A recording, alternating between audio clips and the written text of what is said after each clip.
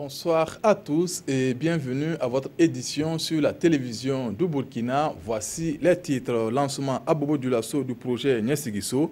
Il vise l'autonomisation économique des populations par l'octroi de crédit, une initiative du groupe EcoGES soutenue par les autorités gouvernementales et puis valorisation du coton à travers une exposition de pain tissé.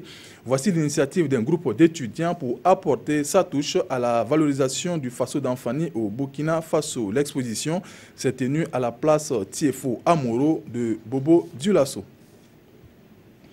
Plus d'1 milliard de francs CFA, c'est le coût du projet Nyesigiso initié par le groupe EcoGES. Ce projet vise l'autonomisation économique par l'octroi de crédit. Il sera piloté par le collectif Sababouniouma de Bobo Dioulasso. Retour sur le lancement de ce projet ce 29 avril en présence de membres du gouvernement avec Karim Ilboudo, Siriki Milogo et Kadou Romenki. Le responsable du groupe EcoGES joue sa partition dans la promotion et l'autonomisation économique de la femme.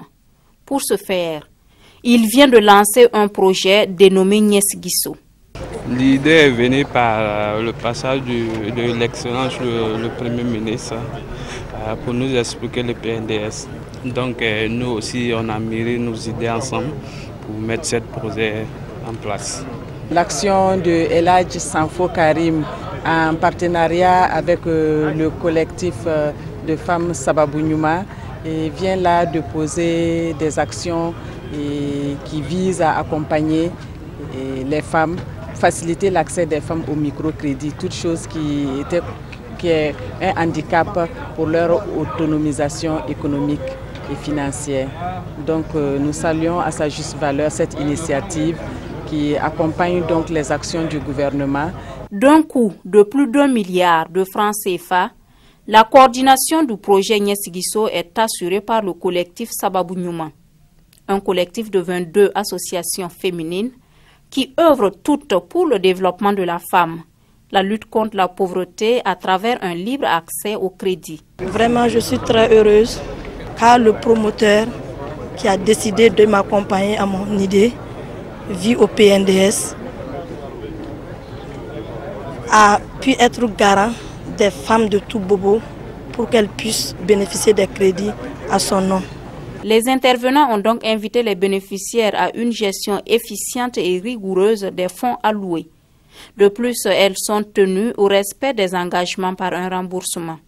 Pour 2017, plus de 2000 femmes ont déjà postulé à ce projet de financement. Tenue de la première session 2017 du cadre de concertation de la région du centre consacré à la revue annuelle du PNDS à Ouagadougou, sur la table l'examen des performances des collectivités territoriales avec pour finalité la mise en œuvre du PNDS dans cette région pour l'année 2016. Jean-Eudes Bayala et Yolande Lompo. Issus de l'ensemble des couches sociales, ces hommes et femmes ont à cœur le développement harmonieux et durable de la région du centre et vont ensemble examiner et valider le projet de rapport de performance 2016 du PNDS dans leur région. Il s'agit concrètement d'examiner les actions et mesures mises en œuvre au niveau des collectivités territoriales, c'est-à-dire le conseil régional du centre et l'ensemble des 7 communes. En 2016, plusieurs réalisations ont été faites.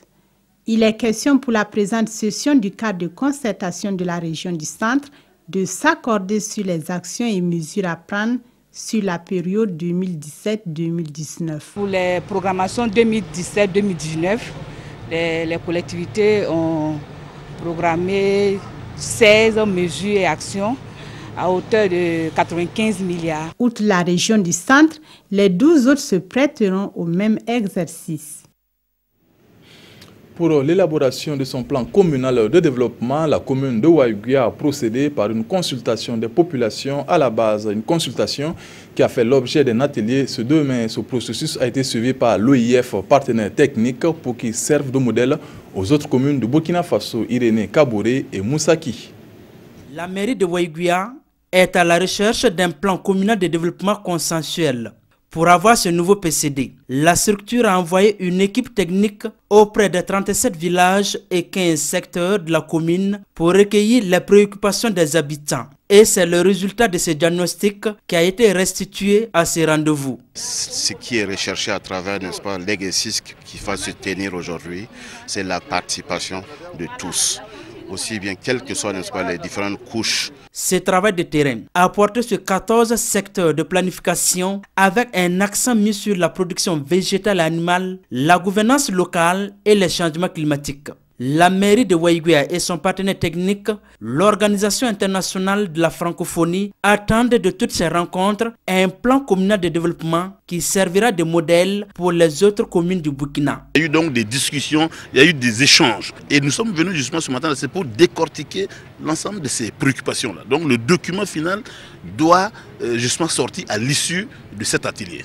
Waïguia fait office de commune modèle pour l'ensemble de l'espace francophone et on souhaite qu'avec l'adoption de ce plan local de développement durable de Waïguia d'ici quelques semaines, quelques mois, ce plan pourra faire vraiment modèle pour l'ensemble des collectivités, des communes francophones qui regardent attentivement le processus qui se joue ici. Ce plan communal de développement de la commune de Waïguia, une fois élaboré, va aussi poursuivre les objectifs de développement durable ODD qui, du reste, n'ont pas pu être atteints en 2015. Le Faso d'Anfani est plus que jamais en vogue au Burkina Faso et tous s'y mettent dans sa promotion à l'image de ce groupe d'étudiants intéressés par la valorisation du coton à travers leur association Jeunesse Vision Futur et Développement. Ils ont organisé une exposition de pain tissé à la place Tiefo Amoro de Bobo Dioulasso. La visite des stands avec Maneka Yen et Kadouro Menki. Le Faso d'Anfani a l'honneur ici à la place Tiefo Amoro de Bobo Dioulasso. Cette foire de 72 heures est une initiative d'étudiants en fin de cycle, au nombre de 6 et évoluant dans des disciplines comme l'informatique, les mathématiques, l'économie et la physique. Ils ont décidé de s'unir pour faire la promotion du pain tissé à travers l'association Jeunesse Vision Futur et Développement, une association dont ils sont les membres fondateurs. On était au campus, un jour on était assis. On s'est réunis, on dit pourquoi pas valoriser notre culture, parce qu'à travers le Faso d'Anfani, on peut savoir de quelle ethnie tu es, c'est-à-dire c'est notre propre identité. Voilà, donc on s'est dit, bon, l'idée est venue de là, on veut faire ça chaque année. Cette première édition est bien appréciée par clients et exposants. On a vendu beaucoup, c'est vrai, mais on a donné nos contacts aux gens. C'est que prochainement, les gens viendront directement chez nous et puis faire leurs achats. Donc ça nous va droit que ce qu'ils ont fait là, c'est très bien. J'ai trouvé que c'est une très bonne initiative. Du coup, j'ai jugé bon de venir. Bon, pratiquement, c'est le Faso d'Anfani qui m'a attiré. J'ai aimé et je suis venue visiter. Je trouve que les prix sont abordables. C'est très joli. Outre la promotion du pain tissé, l'association Jeunesse, Vision Future et Développement mène des activités de sensibilisation, notamment la culture du civisme et la lutte contre la violence scolaire et estudiantine. L'association a à ses côtés des personnes ressources de qui elle pourra bénéficier d'un soutien et de conseils avisés. Du sport pour clore cette édition, la 3e édition de la Coupe de l'évêque de Dori a connu son apothéose ce 29 avril. La finale a opposé l'équipe de Dori qui est venue à bout de celle de Gorom Gorom, 5 tirs réussis contre 4 après la séance de tirs au but. Martin Zerbo, Martin Ouedraogo et Seydouzon. La finale de la 3e édition de la Coupe de la jeunesse, dénommée la Coupe de l'évêque, a opposé l'équipe de Dori en orange-bleu à celle de Gorom Gorom. Dès le coup d'envoi, sous le regard du promoteur, l'équipe de Gorom Gorom, champion en titre, affiche déjà ses intentions. Elle ouvre le score à la 4e minute. Un but qui va la mettre en confiance. Elle multiplie les occasions. L'équipe de Dori profite d'un temps de relâchement et égalise à la 15e minute. Le score reste tel jusqu'à la fin du temps réglementaire. Séance des tirs au but oblige donc. Et c'est l'équipe de Dori qui se montre plus adroit au but. Elle réussit 5 tirs contre 4.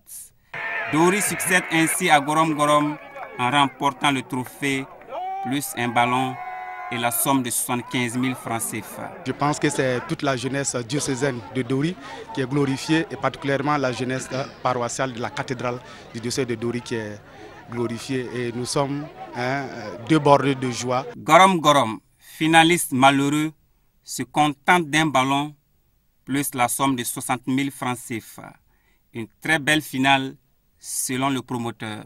C'était un très beau match et la population qui est sortie a vécu le match avec beaucoup de vibrations. Toute chose que nous recherchions, faire communier toute la population à la joie, donc à la fête du sport, de la fraternité. Le troisième prix revient à l'équipe de Guibo. Rendez-vous est pris pour la 4e édition et probablement dans 2 ans selon les organisateurs. C'est la fin de cette édition. Merci de votre attention. Peggy et Ouedraogo vous retrouvent pour l'unique édition de la soirée. Bonsoir.